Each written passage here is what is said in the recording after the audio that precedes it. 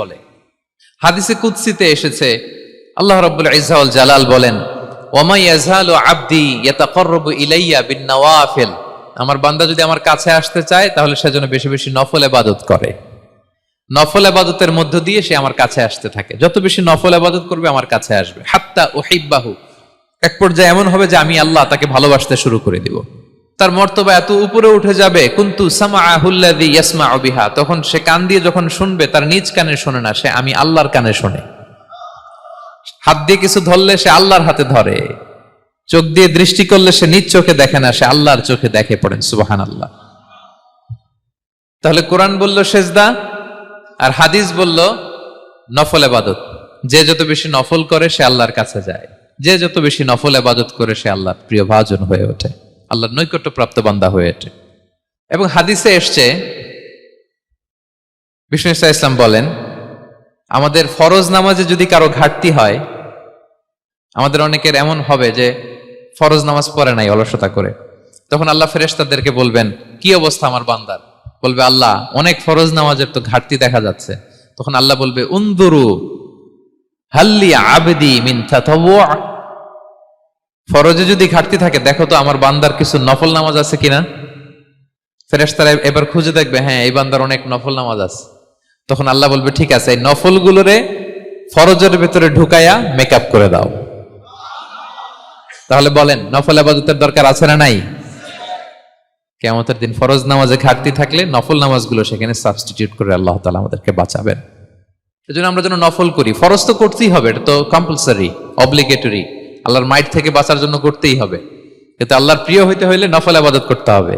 ওটাকে বলে অপশনাল, ওটা হচ্ছে ওভারটাইম। আপনারা ভালো বুঝবেন, এটা কি বলে? ওভারটাইম। ওভারটাইমের বেতন কিন্তু মূল বেতনেরও বেশি, বেসিকের চেয়ে বেশি। বেসিকে যদি পার আওয়ার 20 রিঙ্গিট হয়, তো ওভারটাইমে পার আওয়ার কত? 30 রিঙ্গিট, 40 রিঙ্গিট, ঠিক কিনা?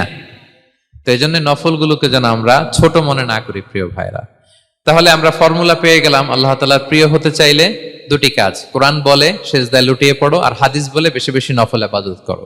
আমরা কি করতে পারি, কি কি নফল ইবাদত করে আল্লাহ তাআলার প্রিয় হতে পারি, আমি দুই একটি আপনাদের সাথে শেয়ার করবো ইনশাআল্লাহ।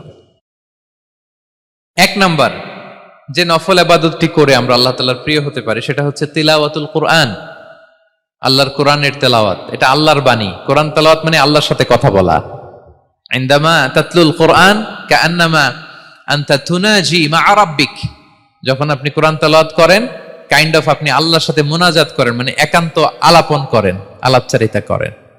বিষ্ণু ইসলাম বলেছেন, আফদলুল ইবাদাতি কিরাআতুল কোরআন, নফল ইবাদতের যত লিস্ট আছে এর মধ্যে সবচেয়ে শ্রেষ্ঠ হচ্ছে আল্লাহর কোরআন তেলাওয়াত করা। আপনারা প্রতিদিন কোরআন তেলাওয়াত করেন তো? করেন? আমাদের বাংলাদেশে একটা ট্রেডিশন হচ্ছে, মানে শুদ্ধভাবে পড়ার ধারধারি নেই, তাড়াহুড়ো করে কোরআন খতম দিতে চায়, খতম তুলতে চায়, 5 খতম, 7 খতম, 10 খতম। খতম তুলতে যায় কোরআন রে খতম করে ফেলে, খতম তুলতে যায় কোরআন রে কি করে ফেলে? খতম করে ফেলে। না, এইভাবে করা যাবে না, ধীরস্থির ভাবে পড়বেন। আনাস রাদিয়াল্লাহু তাআলা আনহু বলতেন, রুব্বা কারি লিল কোরআন ওয়াল কোরআনু ইয়ালআনহু, কোরআনের অনেক তেলাওয়াতকারী আছে যারা সওয়াবের পরিবর্তে কোরআনের লানত পায়, কোরআন এদেরকে লানত করে। এর কারণ তাড়াহুড়ো করে পড়ে, এর কারণ ধীরস্থির ভাবে পড়ে না। আল্লাহ তাআলা বলছেন, ওয়ারাত্তিলিল কোরআনা তারতিলা, তোমরা তারতিলের সাথে কোরআন পড়ো, ধীরস্থির ভাবে, বিশুদ্ধ ভাবে, তাহসিনের সাথে, তাজবিদের সাথে পড়ো। তারতিল মানে কি?